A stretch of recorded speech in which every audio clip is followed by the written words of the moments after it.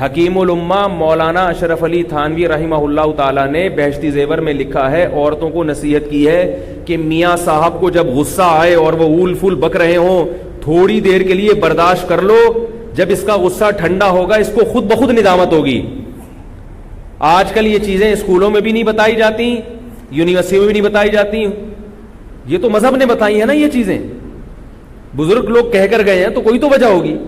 ہوتا کیا ہے کہ مرد کو جب غصہ آیا ہوا ہے، اس نے کچھ سنائی تو بیگم صاحبہ بھی آگے سے اینٹ کا جواب پتھر سے، تو پھر اس کو مردانگی کے خلاف سمجھتا ہے اور معاملہ کیا ہو جاتا ہے، وہ بگڑ جاتا ہے۔ تو عورت تھوڑی دیر کے لیے، مردوں کی طبیعت میں اللہ نے غصہ رکھا ہے، اس کی پھر ایک میرا بیان ہو چکا ہے کیوں رکھا ہے، یہ پخروٹی ہوتے ہیں تھوڑے سے، مرد جو ہے نا وہ تھوڑا سا بد اخلاق ہوتا ہے، یہ اللہ نے بنایا ہے اس کو۔ شیر ہے نا جنگل کا، بھائی جنگل کا شیر دھاڑ دھوڑ تو کرتا رہے گا نا، وہ تبھی تو شیر ہے۔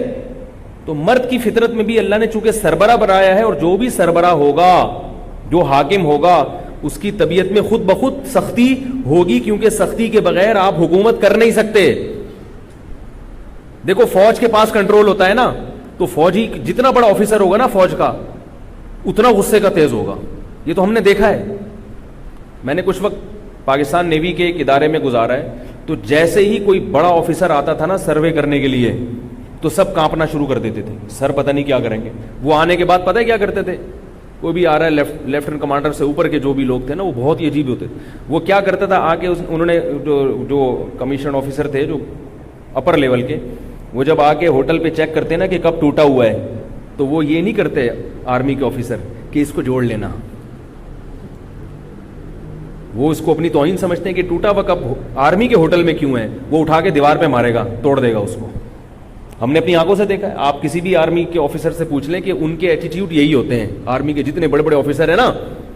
اور یہ آرمی انگریزوں نے اس کو وہ بنایا ہے، بڑے سوچ، اصل میں تو برطانیہ کی آرمی تھی نا، تو انگریز ہے بڑا ہوشیار، اس نے برطانیہ میں جب آرمی بنائی تو اس نے یہ اصول اور ضابطے بنائے کہ جتنا بڑا آفیسر ہوگا وہ اتنا ہی پخروٹی ہوگا، کیونکہ جتنا غصے کا تیز ہوگا، ماتحت پہ کنٹرول اتنا ہی اس کا زیادہ ہوگا، لوگ ڈریں گے، کیونکہ جنگ میں روب کی ضرورت ہے۔ ورنہ اب کیا ہے کہ جیسے ہی کوئی بڑا آفیسر سروے کے لیے آئے گا، سارے ہوٹل والے کانپنا شروع، یار یہ ٹوٹے ووٹے کب چھپا دو، نئے نئے کب خرید کے نا، اچھا اس کو، کیونکہ روب ہے تو کام ہو رہا ہے نا، جنگ میں یہ روب کام آتا ہے۔ اب جنگ میں اگر آرمی کا آفیسر فوجی سے کہے یار تم فائر کرو، وہ کہہ رہا ہے ابھی میں ادھر کھجا رہا ہوں، میں ادھر چائے تو پینا تھا یار، کہہ رہا میں تیرے کو کہہ رہا ہوں بھائی تو فائر کر، سر کیا فائر لگا کے رکھیے، کر لیں گے نا یار، ایسے چلے گا حساب، اتنی دیر میں وہاں سے بم آ جائے گا۔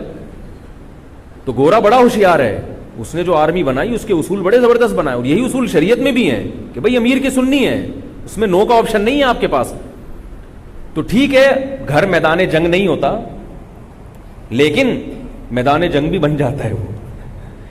تو اس لیے اللہ نے مرد کو چونکہ گھر کا سربراہ بنایا ہے تو اس کی فطرت میں غصہ ڈال دیا ہے، تھوڑا سا بد اخلاق بنا دیا ہے اس کو، تھوڑا سا اڑی اڑی کرے گا، وہ کرنی نہیں چاہیے، نبی صلی اللہ علیہ وسلم کی سیرت اختیار کرنی چاہیے۔ لیکن میں یہ خواتین کو یہ بات سمجھا رہا ہوں کہ یہ میاؤں کی جو تھوڑی بہت بد اخلاقی ہوتی ہے نا، اس کو اس کی فطرت کا حصہ سمجھو، فطرت کا حصہ سمجھو۔ بھائی اللہ نے اس کو شیر بنایا ہے تو کبھی نہ کبھی شیر کی طرح یہ گرجے گا، تو آپ کی ذمہ داری ہے اپنا گھر بسانے کے لیے اور شوہر کے احسانات کو سامنے رکھ کر کے، اس کے احسانات بہت زیادہ ہیں، کتنے زیادہ احسانات ہیں، وہ تو شمار نہیں کر سکتی عورت ان احسانات کو۔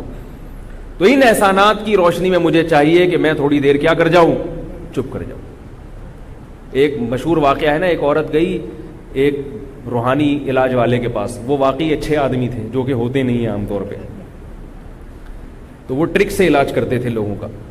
تو وہ خاتون گئی، کہنے لگی کہ میرے گھر میں ہر وقت جہنم بنا ہوا ہے، لڑائی جھگڑے، کسی نے بندش کر دی ہے، کسی نے کچھ کر دیا ہے۔ اصل میں اپنی زبانوں پہ کنٹرول نہیں ہوتا، جب لڑائیاں ہوتی ہیں تو پھر کیا کہتی ہیں، پڑوسن نے کر دی، جٹھانی نے کر دی، فلانی نے کر دی، یہ ہوتا ہے۔ تو وہ گئی جا کے کہنے لگی کہ میرے گھر میں نا میرے میاں سے لڑائیاں بہت ہوتی ہیں۔ اس نے کہا ٹھیک ہے ایک تعویذ دیتا ہوں، جب بھی آپ کے شوہر کو غصہ ہے لڑنا شروع کریں، یہ تعویذ منہ میں رکھ کے اس کو دانتوں کے درمیان میں دبا دیں، ایسے زور سے دبا دیں تعویذ، اور آدھے گھنٹے تک دبائے رکھیں، دیکھو کیسا اثر ہو۔ بھائی وہ ایسا ہی ہوا، جب شوہر کو غصہ ہے اس نے اول فل بکنا شروع کی، اور بکتے بھی عجیب عجیب ہے بھائی، وہ کیا کیا بکتے ہیں ابھی چھوڑو, کیونکہ بعض اب ہمیں بھی بکنا پڑ جاتا ہے. تو وہ اب وہ خاتون نے کیا کیا, وہ تعویذ اپنے دانتوں کے بیچ میں دبا لی. وہ بیچاری سمجھ رہی ہے کہ تعویذ کا اثر ہو رہا ہے, ظاہر ہے اتنی دیر کیا رہنا پڑا اس کو خاموش. تھوڑی دیر میں مرض نے جب اپنی بڑاس نکالی تو تھوڑی دیر میں اس کو غصہ آتا ہے, یار وہ زیادہ ہی ہو گئی, ٹھیک ہے نا, اور کتنی اچھی ہے کہ آگے سے بول نہیں رہی. تو پھر آدمی کی فطرت ہے, عورت اگر تھوڑا برداشت کر لے تو وہ باہر جا کے گٹکا کھانے کے لیے نکل جاتا ہے کہ یار تھوڑا فریش ہو کے آتا ہوں, غصے میں لڑائی نہ ہو جائے. اور جب باہر جائے گا گٹکا کھانے کے لیے تو خیال آ گیا ایک گٹکا واپسی پہ بیگم کے لیے بھی لیتا ہوں. جب غصہ ٹھنڈا ہوتا ہے نا تو انسان کی بالکل عجیب کیفیت ہو جاتی ہے. غصے کے وقت تو پاگل ہوتا ہے, اور غصہ جب ٹھنڈا ہوتا ہے تو بالکل الگ کیفیت. تو اب عورت کی ذمہ داری ہے کہ شوہر کے غصے کو کیا کرے, ٹھنڈا کرے.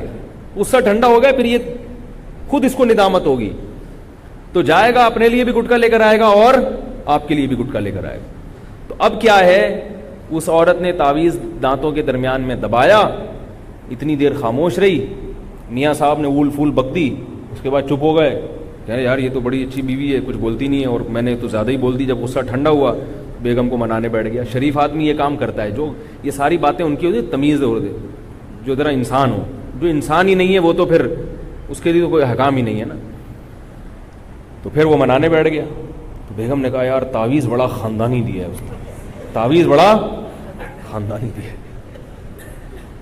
تو یہ بڑا بہترین تعویذ ہے کہ یہ بزرگوں نے لکھا ہے. میری کیا اوقات ہے بھائی جو میں نصیحت کروں, ایسی باتیں کروں.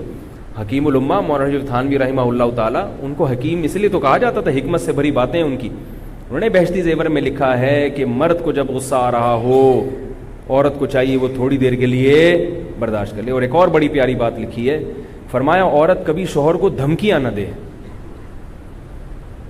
کبھی بھی شوہر کو دھمکیاں نہ دے, اس سے معاملہ بڑا خراب ہوتا ہے.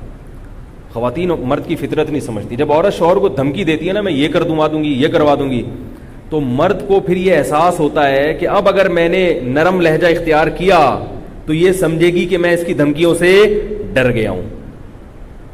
کبھی یہ دھمکی نہ دے کہ تم طلاق دے کے دیکھو تو میں کرتی کیا ہوں تمہارے ساتھ. کبھی یہ دھمکی نہ دے کہ تم جو ہے نا خاموش ہو جاؤ ورنہ میں دیکھتی ہوں میں کیا کرتی ہوں.